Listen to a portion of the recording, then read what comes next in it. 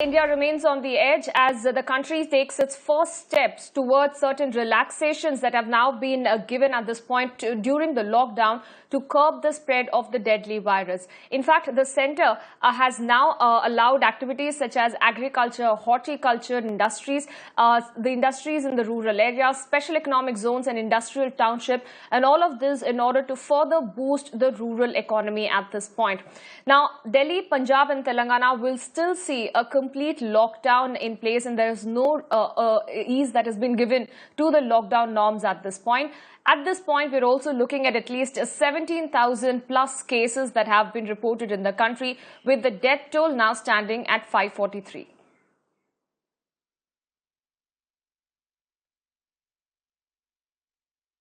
Meanwhile, we are of course looking at certain relaxations that have now been given, especially in the non-hotspot areas, in order to further boost the economy at this point. So the graded relaxations, which is effective starting from today, will be seen in areas such as agriculture, horticulture, in the rural areas, the special economic zones and the industrial township at this point.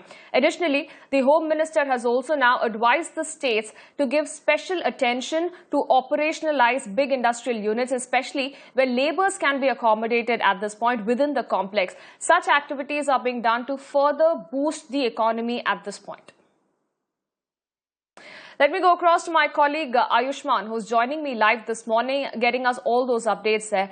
Ayushman, good morning. The graded relaxation, which is effective from today, help us understand with this, what are the activities, industries which will now remain open in order to further boost the economy? Apurva, if you remember, there was a letter written in which it was clearly highlighted that even in the second phase of lockdown, the rural economy has to be taken stock to improve the liquidity in the hands of people. And for that reason only, in the green zone areas where we have seen less number of cases, the government will allow rather no cases from green zones. There the government has allowed certain activities. All health services, including Ayush, to remain open. All agricultural and horticultural activities will remain functional. Operation of fishing and the maritime aquaculture will also be included in this, Apurva. The Manrega worker, like you pointed out, they will be also working. The social sector will remain open, Apurva. Public utilities will remain open. The movement of loading and unloading of goods and cargo interstate and intrastate, it is allowed.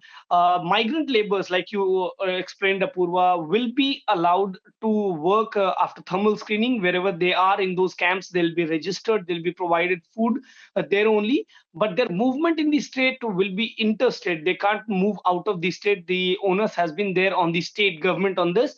The commercial and the private establishment will also be allowed to operate, but industries and industrial establishment do have to maintain the social distancing norm. And it is very important to mention here that everybody needs to wear a mask. This is what the advisory from the center says. And all those areas where you have seen a containment zone or a hotspot, there no relaxation has been given. That will continue as the situation was before today. All right, Ayushman, many thanks for joining us and bringing us all those updates.